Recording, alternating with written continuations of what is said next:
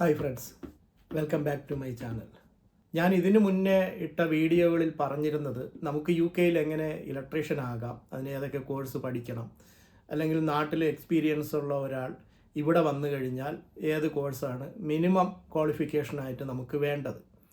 ഈ പറഞ്ഞ വീഡിയോകളിലെല്ലാം ഞാൻ പറഞ്ഞത് ഇലക്ട്രീഷ്യൻ ആകുന്നതിനെക്കുറിച്ചാണ്. പക്ഷേ ഇവിടെ വർക്ക് ചെയ്യണമെങ്കിൽ നമുക്ക് നമ്മുടെ കയ്യിൽ പലവിധ കാർഡുകൾ ഉണ്ടാവണം. അത് നമ്മുടെ ക്വാളിഫിക്കേഷൻ അനുസരിച്ച്, അതായത് നമ്മൾ ഏത് വർക്കാണോ ചെയ്യുന്നത്, ഏത് ഫീൽഡിലാണോ വർക്ക് ചെയ്യുന്നത്, ആ ഫീൽഡിനനുസരിച്ചുള്ള കാർഡുകൾ നമ്മുടെ കയ്യിൽ ഉണ്ടായിരിക്കണം. ഞാൻ മുന്നേ വീഡിയോയിൽ പറഞ്ഞിരുന്നത് ഗോൾഡ് കാർഡ് എങ്ങനെ എടുക്കാം എന്നുള്ളതാണ്. ഗോൾഡ് കാർഡ് അല്ലാതെ തന്നെ ഇലക്ട്രിക്കൽ ഫീൽഡിൽ പല കാർഡുകളും നിലവിലുണ്ട്. Electrical apprenticeship, electrical mate, electrical labour, experienced worker, ഇങ്ങനെ പറഞ്ഞു പല വിധത്തിലുള്ള കാർഡുകൾ നമുക്കിന്ന് നിലവിൽ യു കെയിലുണ്ട്. നമുക്ക് ഏത് ഫീൽഡാണോ ഇതിൽ തിരഞ്ഞെടുക്കേണ്ടത് ആ ഫീൽഡിനനുസരിച്ചിട്ടുള്ള കാർഡാണ് നമുക്ക് ആവശ്യമായിട്ടുള്ളത്. പക്ഷേ ഈ കാർഡുകൾക്കെല്ലാം തന്നെ അതിൻ്റേതായ റിക്വയർമെൻറ്റ്സ് ഉണ്ടാകും. നമുക്കിവിടെ ഒരു വർക്ക് സൈറ്റിൽ, അല്ലെങ്കിൽ ഒരു വീട്ടിലോ, അല്ലെങ്കിൽ ഒരു ഓഫീസിലോ എവിടെയാണോ നമുക്കൊരു വർക്ക് ചെയ്യേണ്ടി വരുന്നത്, അവിടെ നമുക്ക് വർക്ക് ചെയ്യാൻ പോകുമ്പോൾ അവരാദ്യം നമ്മുടെ അടുത്ത് ചോദിക്കുന്നത് നിങ്ങളുടെ കയ്യിൽ ജിപ്പ് കാർഡുണ്ടോ എന്നാണ്. ഈ ജിപ്പ് കാർഡ് കൊണ്ട് അവരുദ്ദേശിക്കുന്നത് നമ്മൾ ക്വാളിഫൈഡ് ആണോ, ഈ വർക്ക് ചെയ്യാൻ നമ്മൾ ക്വാളിഫൈഡ് ആണോ എന്ന് അറിയുന്നതിന് വേണ്ടിയിട്ടാണ് അവർ ഈ കാർഡ് നമ്മുടെ കയ്യിലുണ്ടോ എന്ന് ചോദിക്കുന്നത്.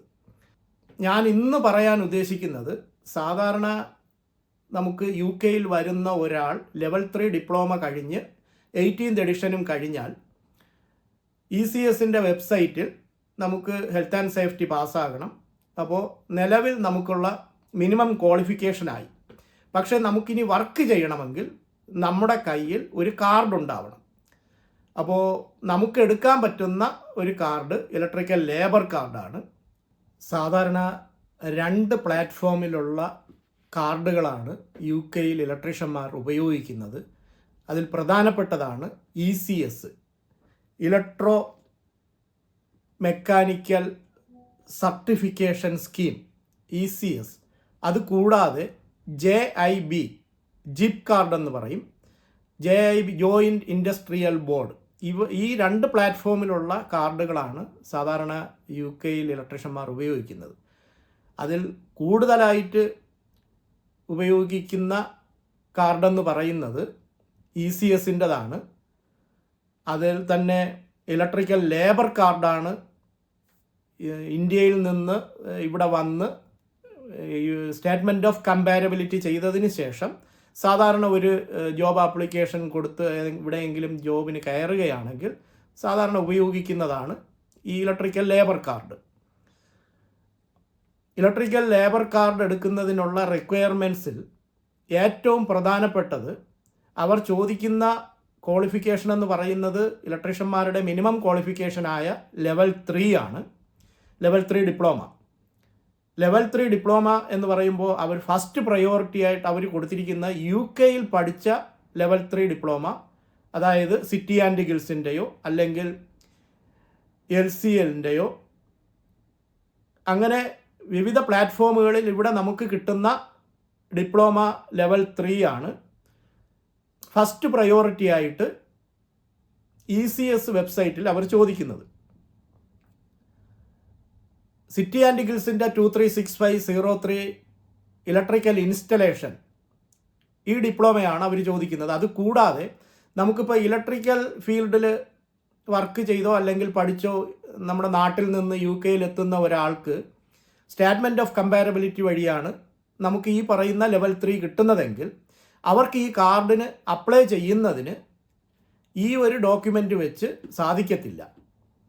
കാരണം യാതൊരുവിധ കാർഡുകൾക്കും അപ്ലൈ ചെയ്യാനുള്ള ഒരു ക്വാളിഫിക്കേഷൻ അല്ല ഈ സ്റ്റേറ്റ്മെൻറ്റ് ഓഫ് കമ്പാരബിലിറ്റി വഴി നമുക്ക് കിട്ടുന്ന ലെവൽ 3. ഈ ലെവൽ 3 എന്ന് പറയുന്ന നമുക്ക് കിട്ടുന്ന ഈ ക്വാളിഫിക്കേഷൻ വെച്ച് നമുക്ക് തുടർന്ന് പഠിക്കാം, അല്ലെങ്കിൽ നമുക്ക് ജോബ് ചെയ്യാം. അങ്ങനെ വരികയാണെങ്കിൽ നമുക്ക് ഈ പറയുന്ന ഇലക്ട്രിക്കൽ ലേബർ കാർഡ് ഈ മിനിമം ക്വാളിഫിക്കേഷൻ ഉള്ള ഒരാൾക്ക് ജോബ് ചെയ്യണമെങ്കിൽ എങ്ങനെ എടുക്കാം? അതിന് നമുക്ക് ചെയ്യേണ്ടത്, ഈ പറയുന്ന UK ക്വാളിഫിക്കേഷൻ ഇല്ല എങ്കിൽ അഡീഷണലായിട്ട് അവർ ചോദിക്കുന്ന റിക്വയർമെൻറ്റ്സ് നമ്മൾ കംപ്ലീറ്റ് ചെയ്ത് കഴിഞ്ഞാൽ നമുക്ക് ആ ഒരു കാർഡ് എടുക്കാൻ സാധിക്കും. നമുക്ക് ECSൻ്റെ വെബ്സൈറ്റിൽ കയറി അവർ തന്നെ കൊടുത്തിട്ടുള്ള 10 അതിലധികമോ ആയ ഹെൽത്ത് ആൻഡ് സേഫ്റ്റി കോഴ്സുകൾ, അത് കൺസ്ട്രക്ഷൻ ഫീൽഡിലുള്ള CSCS ആകാം, ഗ്യാസ് ഫീൽഡിലുള്ളതാകാം, റിന്യൂവബിൾ എനർജി ഫീൽഡിലുള്ളതാകാം, അങ്ങനെ ഏതുമാകാം, അവരുടെ സൈറ്റിൽ കൊടുത്തിരിക്കുന്ന 10 അല്ലെങ്കിൽ അധികമോ ഉള്ള ഏതെങ്കിലും ഒരു ഹെൽത്ത് ആൻഡ് സേഫ്റ്റി നമുക്ക് അഡീഷണലായിട്ട് പാസ്സാകേണ്ടി വരും. അതിൽ ചില കോഴ്സുകൾക്ക് എക്സാം ഉണ്ടാകും, മറ്റു ചിലതിന് എക്സാം ഉണ്ടായിരിക്കത്തില്ല. കാരണം നമുക്കത് ഓൺലൈനായിട്ട് ഒരു ദിവസം അവരുടെ ക്ലാസ് അറ്റൻഡ് ചെയ്താൽ മതിയാകും.